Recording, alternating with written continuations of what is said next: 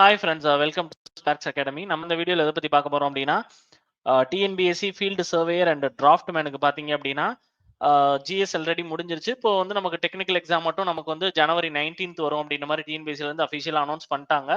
So இது வந்து ஒரு நல்ல ஆப்பர்ச்சுனிட்டி எல்லாருக்குமே. மெயினாக என்ன அப்படின்னா, டிப்ளமோ சிலபஸ் எழுதலாம்னு சொல்லிட்டாங்க. டிப்ளமோ அண்ட் பி ஸ்டூடெண்ட் வந்து ஐடி சிலபஸ் எழுதலாம் அப்படின்ற மாதிரி சொல்லிட்டாங்க. இது நல்ல ஒரு ஆப்பர்ச்சுனிட்டி, சரியா? ஸோ இதுக்கான ஒரு 65 டேஸுக்கான ஒரு மெகா ஸ்டடி பிளான் தான் அந்த வீடியோவில் பார்க்க போகிறோம். ஸோ வீடியோ ஸ்கிப் பண்ணாமல் ஃபுல்லாக எண்ட் வர பாருங்க, சரியா?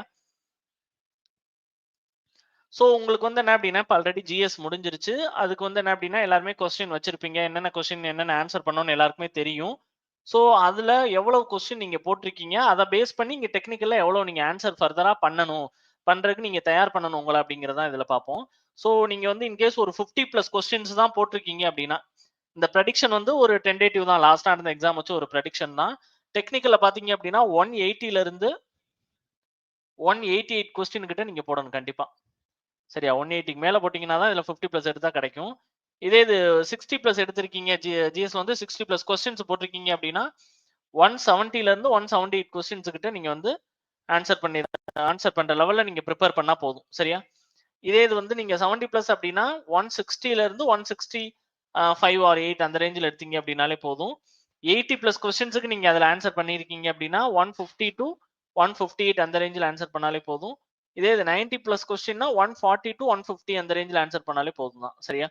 ஸோ இதான் வந்து நீங்க ஜிஎஸ்ல எவ்வளோ ஆன்சர் பண்ணியிருக்கீங்கன்றது உங்க கொஸ்டின் வச்சு நீங்க அனாலிசிஸ் பண்ணி எடுத்திருப்பீங்க. அதை பேஸ் பண்ணி டெக்னிக்கலுக்கு நீங்க இந்த அளவுக்கு எஃபோர்ட் போடன்றதுல நீங்க தயார் பண்ணிக்கிறீங்க, சரியா? அதே மாதிரி இன்னும் நமக்கு இன்னையில இருந்து எவ்வளவு நாள் இருக்கு அப்படின்ற மாதிரி இந்த எக்ஸாமுக்கு பார்த்தோம் அப்படின்னா கரெக்டா 65 நாள் இருக்கு. அதாவது நவம்பர்ல ஒரு 15 நாள் இருக்கு, டிசம்பர்ல ஒரு 31 டேஸ் இருக்கு, ஜான்வரியில ஒரு 19 டேஸ் இருக்கு ஆக்சுவலா. ஓகேவா? ஸோ டோட்டலா 65 டேஸ் நமக்கு அவைலபிளா இருக்கு. இந்த 65 டேஸை நம்ம எப்படி பிரிக்கிறோம் அப்படின்ற மாதிரி பாத்தீங்க அப்படின்னா, சிலபஸ் கவரேஜ் பாத்தீங்க அப்படின்னா ஒரு 45 டேஸ் அப்படிங்கிற மாதிரி இருக்கும். டெஸ்ட் சீரிஸ் பாத்தீங்க அப்படின்னா ஒரு 20 டேஸ் அப்படிங்கிற மாதிரி இருக்கும், சரியா? ஸோ இதுல வந்து என்ன அப்படின்னா, இந்த 45 டேஸ் சிலபஸ் கவரேஜ், 20 டேஸ் வந்து உங்களுக்கு வந்து டெஸ்ட் சீரிஸ் இருக்கு. நான் என்னென்ன கண்டென்ட் உங்களுக்கு கொடுக்குறேனோ அதை மட்டும் நீங்க படிச்சீங்க அப்படின்னாலே கண்டிப்பா கிளியர் பண்ணிடலாம், சரியா? நம்ம சொல்றதை ஃபாலோ பண்ணீங்க, நான் என்னென்ன சொல்றேனோ அதை ஃபாலோ பண்ணீங்க அப்படின்னாலே கண்டிப்பா கிளியர் பண்ணிடலாம், ஓகேவா? அதே மாதிரி டைம் டேபிள் கொடுத்துருக்கோம். இதுல வந்து என்ன அப்படின்னா, மண்டே டு ஃப்ரைடே வரை பாத்தீங்க அப்படின்னா உங்களுக்கு வந்து ஒவ்வொரு நாளும் 2 கிளாஸஸ் இருக்கும், ரெக்கார்டட் வீடியோ கிளாஸஸ் இருக்கும். அதுக்கப்புறம் சாட்டர்டே சண்டே பாத்தீங்க அப்படின்னா சாட்டர்டே 2 டெஸ்ட், சண்டே 2 டெஸ்ட் அப்படிங்கிற மாதிரி இருக்கும், சரியா? ஸோ மொத்தம் உங்களுக்கு 4 டெஸ்ட் இருக்கும் ஆக்சுவலா, சரியா? நம்ம கொடுக்குற கிளாஸஸ் அண்ட் டெஸ்ட்டை மட்டும் நீங்க ஃபாலோ பண்ணாலே போதும். அப்புறம் உங்களுக்கு வந்து ஒரு கேரண்டி கொடுக்குறோம். அதாவது வந்து என்ன அப்படின்னா 90% ஆஃப் கொஸ்டின்ஸ் வந்து நம்ம என்ன கொடுக்குறோமோ, நான் என்ன கொடுக்குறேனோ அதுல இருந்து தான் உங்களுக்கு வந்து வரும். அதே மாதிரி வந்து என்ன அப்படின்னா, நீங்க இதை படிச்சீங்க அப்படின்னாலே 100% வந்து கிளியர் பண்ணிடலாம், சரியா? கண்டிப்பா அதை படிக்கணும். நம்ம கொடுக்குறத படிச்சீங்க, நான் என்ன கொடுக்குறேனோ அதை படிச்சீங்க அப்படின்னாலே 100% கிளியர் பண்ணிடலாம், சரியா? இதான் நம்ம கொடுக்குற கேரண்டி.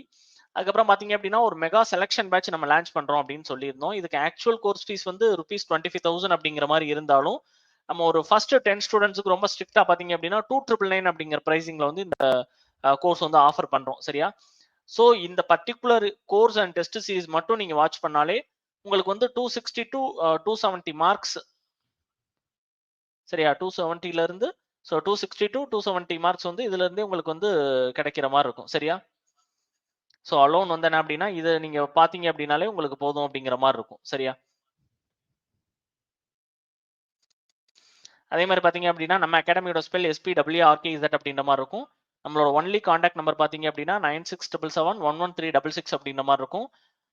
அதே மாதிரி நம்மளோட அகாடமி பாத்தீங்க அப்படின்னா 1813+ பாசிட்டிவ் ரிவ்யூஸோட இருக்கக்கூடிய ஒரு டெக்னிக்கல் அகாடமி. அதே மாதிரி இது வந்து என்ன அப்படின்னா, இப்போ ரீசெண்டா நடந்த இந்த MAWS எக்ஸாம்ல நம்ம ஸ்டூடெண்ட்ஸ் நிறைய பேருக்கு CV வந்துருச்சு.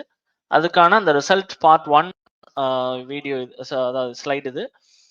இது வந்து என்ன அப்படின்னா பார்ட் 2 ரிசல்ட்.